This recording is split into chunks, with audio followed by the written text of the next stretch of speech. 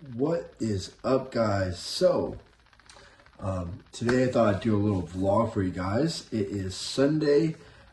Just got out of church, ate a meal. We smashed some chicken and rice real quick for meal 2, and we're gonna go hit some hamstrings and some calves today. So a little bit of a touch-up day. Usually Sundays are my rest day, but we just qualified for nationals. So at the LA Championship, so we got second in light heavyweight.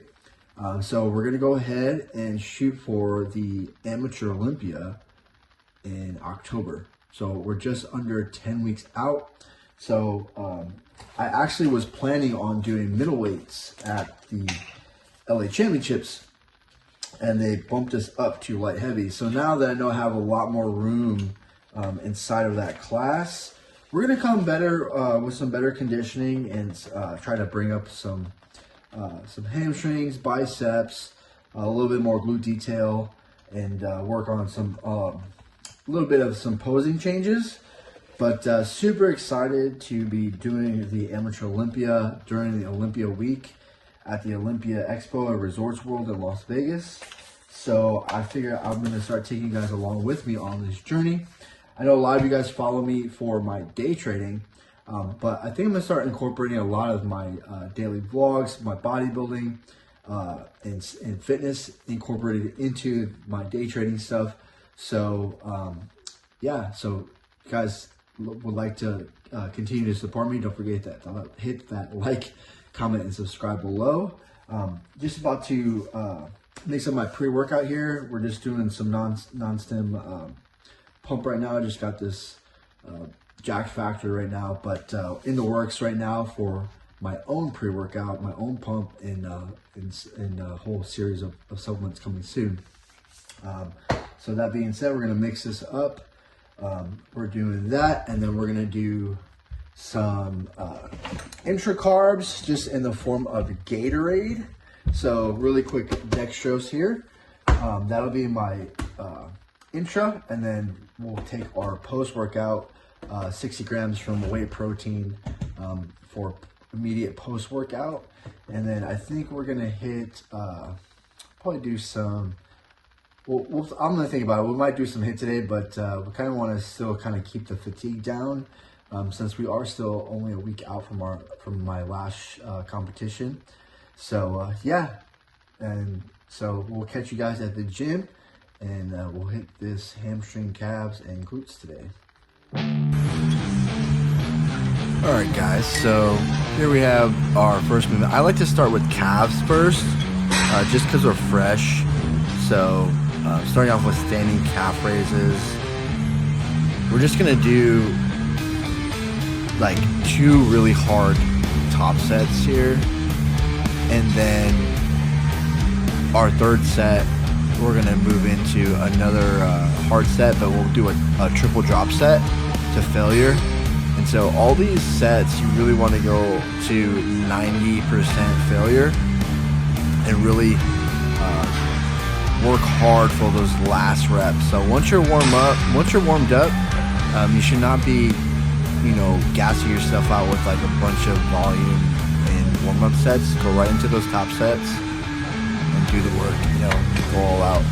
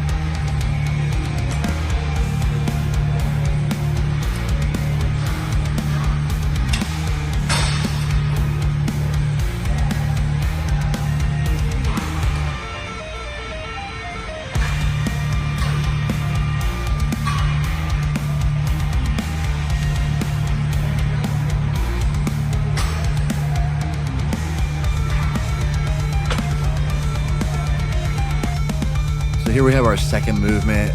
Seated calves are really good.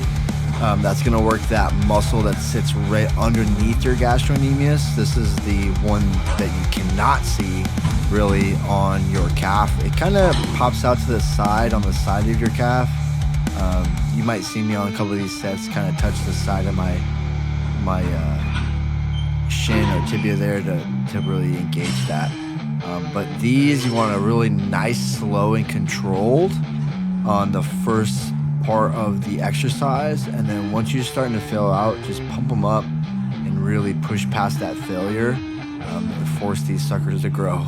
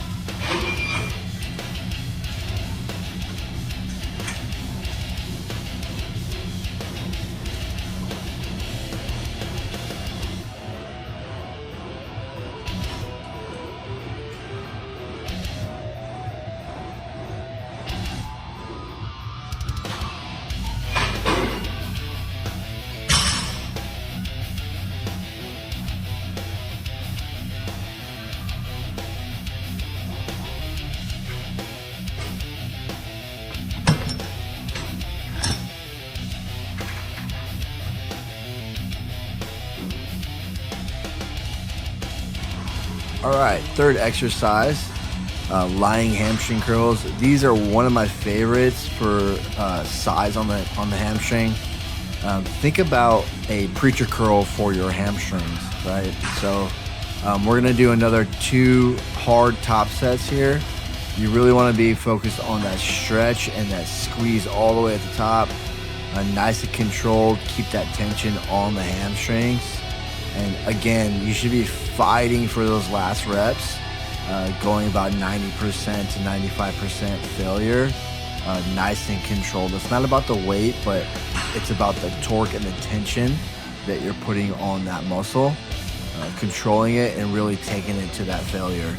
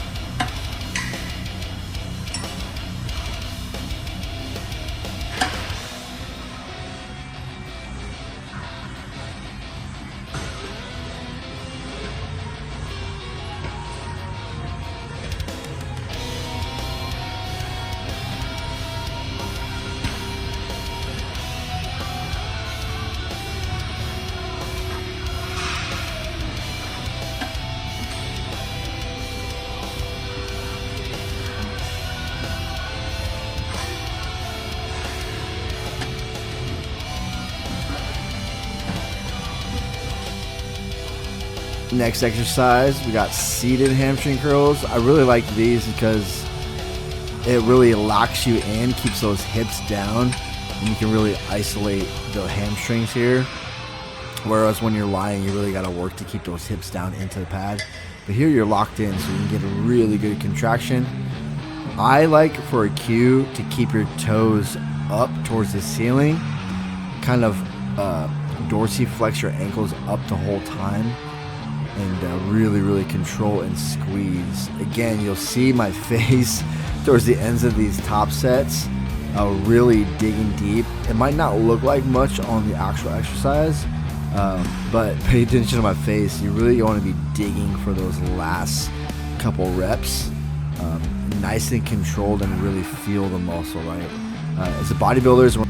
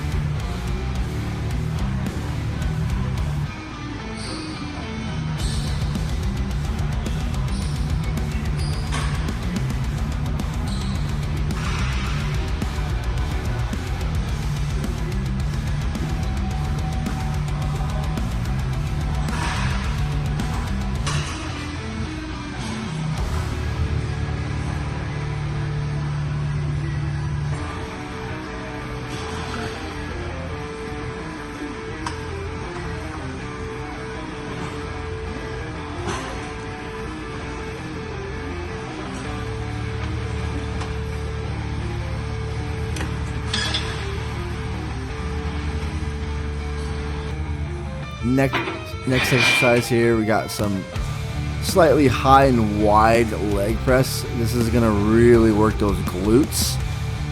You want to try to do your best to really open up those hips and try to get really down past your body here. You can tell here something I need to work on is my inner thighs and really getting deeper. Especially being the first set, you know, you're getting warmed up, stretching that muscle out. You'll see on the second set, I get a little bit better range of motion, but you don't really need much on here. Really focusing on that hamstring and glute tie-in. Again, controlling it and then driving, keeping that constant tension on there and digging for those last reps.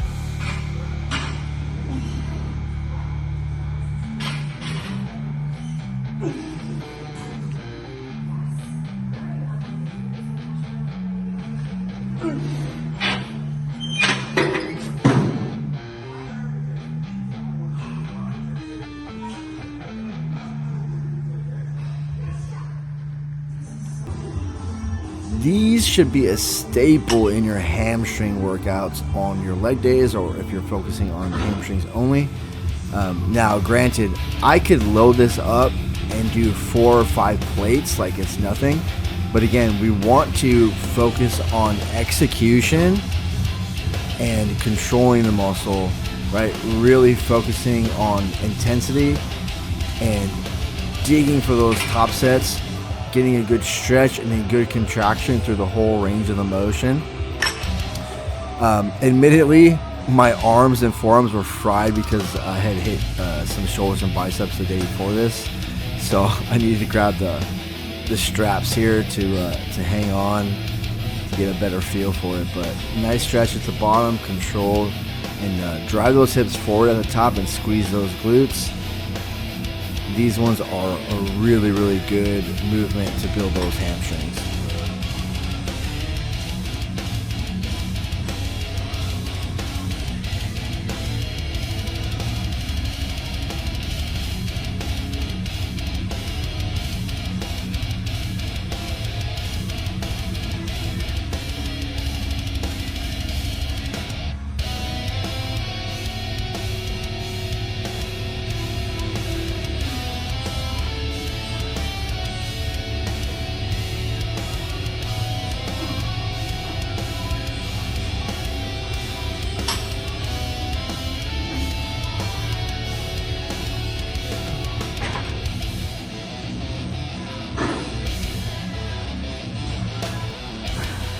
So for this last exercise, we're really just hammering the rest of the glute, working on that outer glute abductor.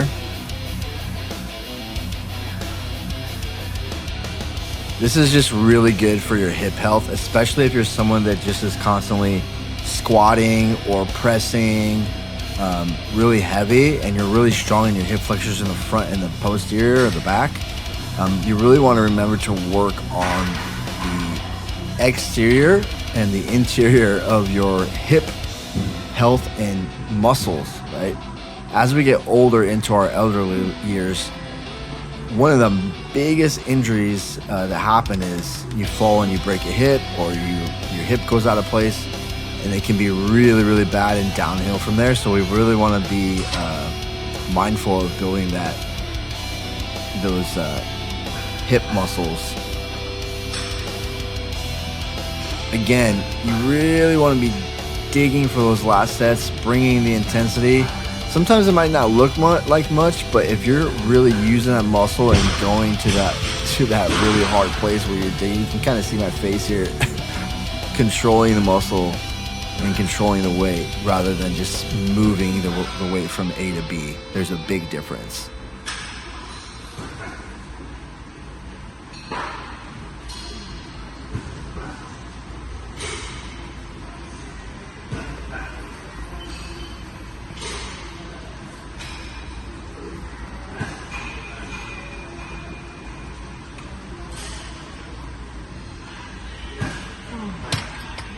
All right, guys, so that concludes our hamstrings, calves, and glute day. Just about to mix up our post-workout protein shake, my shaker, water. So yeah, hope you guys like that. If you have any specific content or workouts you guys want to see next, comment down below. Don't forget to hit that like, comment, and subscribe. Until next time, guys, I'll catch you guys later.